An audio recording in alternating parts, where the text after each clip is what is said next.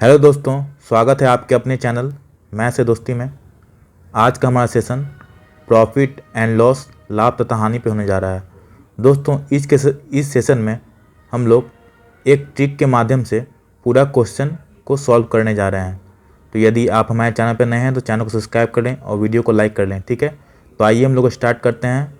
तो हमारा पहला क्वेश्चन इस प्रकार है। एक व्यापारी ग्राहक होने के लिए 50% छूट की पेशकश के बाद एक लेख पर 25% लाभ अर्जित करना चाहता है। यदि लेख का एमआरपी 500 रुपये है तो लेख का लागत मूल्य क्या है, सीपी क्या, ये हमें निकालना है दोस्तों। तो इस क्वेश्चन को हम लोग मात्र एक ट्रिक से सॉल्व कर लेंगे। दोस्तों हम लोग जानते हैं कि सीपी और एमपी में एक रिलेशन होता है। क्या रिलेशन होता है, आइए हम लोग देखते हैं।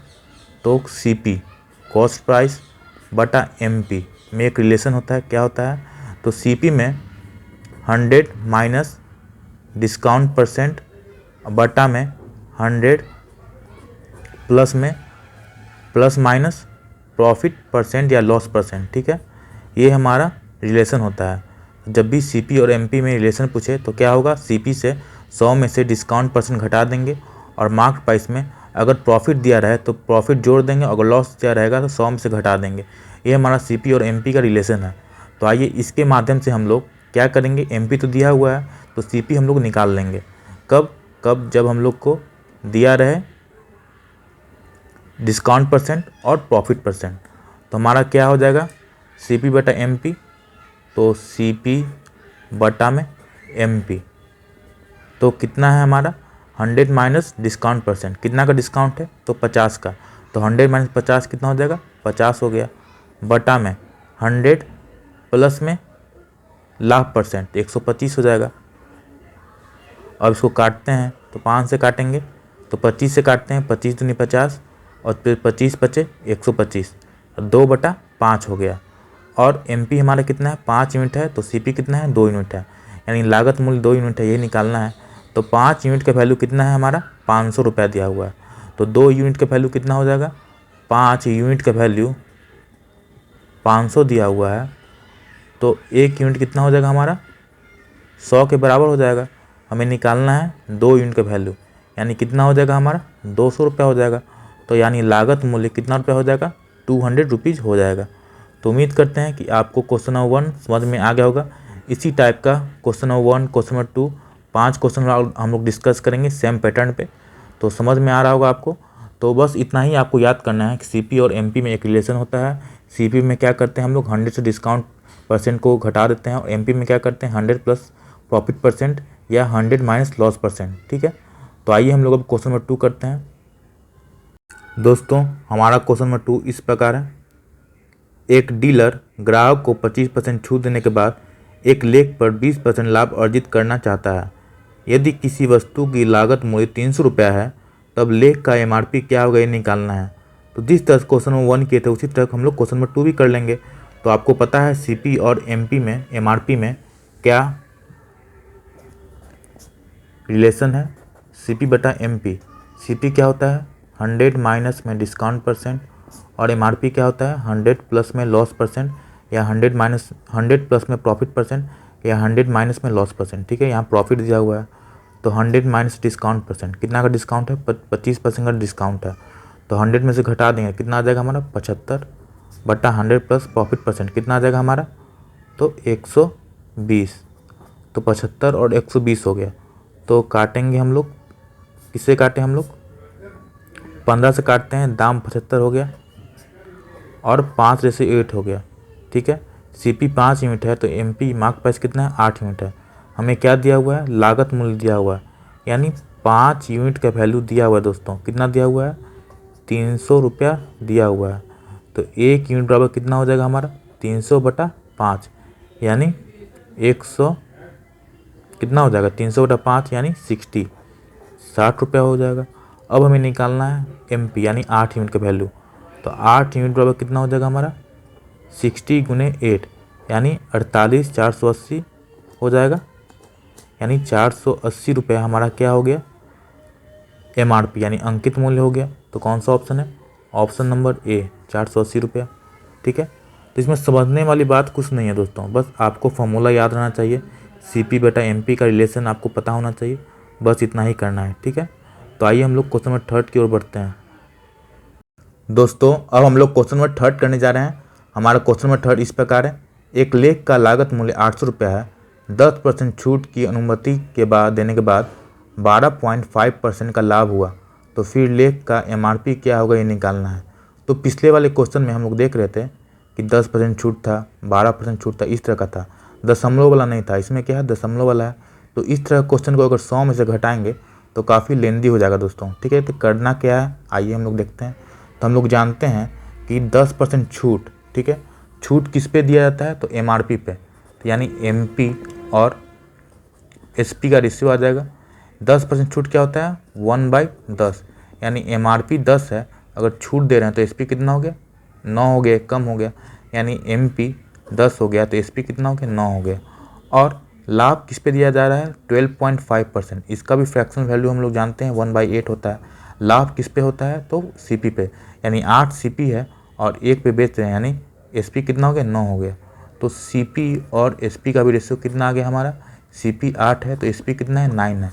हम लोग को करना क्या था, अगर यहाँ SP अगर गलत अलग रहता तो हम लोग बैलेंस करते SP को, लेकिन हम लोग देख रहे हैं कि SP यहाँ 9 है, यहाँ भी SP क्या है, 9 है। तो हम लोग रेशियो ले लेंगे MP ratio SP ratio CP, ठीक है। MP कितना यूनिट है, 10 यूनिट है, SP कितना है, 9 यूनिट है, और CP कितना है, 8 है। हमें क्वेश्चन में क्या दिया हुआ है कि लेख का लागत मूल्य 800 रुपये है, यानी CP दिया हुआ है दोस्तों 8 यूनिट का वैल्यू कितना दिया हुआ है, 800 रुपया दिया हुआ है। 8 यूनिट का वैल्यू 800 रुपया दिया हुआ है, ठीक है, 800 रुपये दिया हुआ है। हमें करना क्या है, 1 यूनिट बराबर क्या हो जाएगा हमारा, 800/8 यानी 100 रुपया हो जाएगा। 1 यूनिट बराबर 100 रुपीज़। अब हमें निकालना क्या है, हमें निकालना है MRP निकालना है। MRP कितना है, 10 यूनिट, तो 1 यूनिट का वैल्यू कितना हो गया, 100 रुपया है, तो 10 यूनिट बराबर कितना हो जाएगा, 1000 हो जाएगा। तो इकाई दहाई सैकड़ा हज़ार, 1000 हमारा क्या हो गया, आंसर हो गया।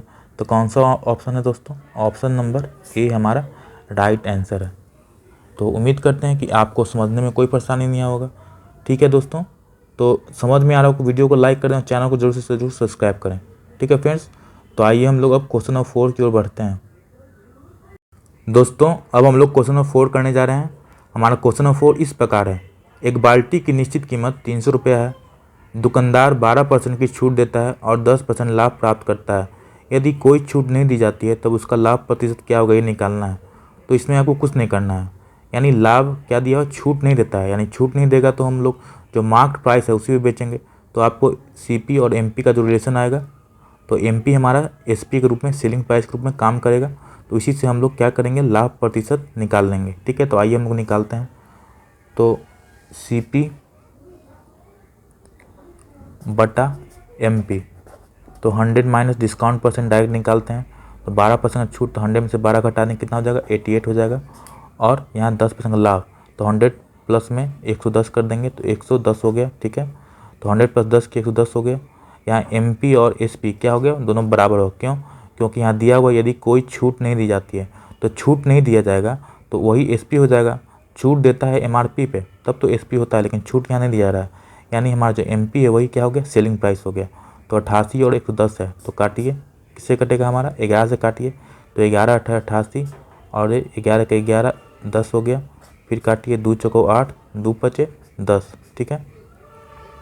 तो 4/5 हो गया।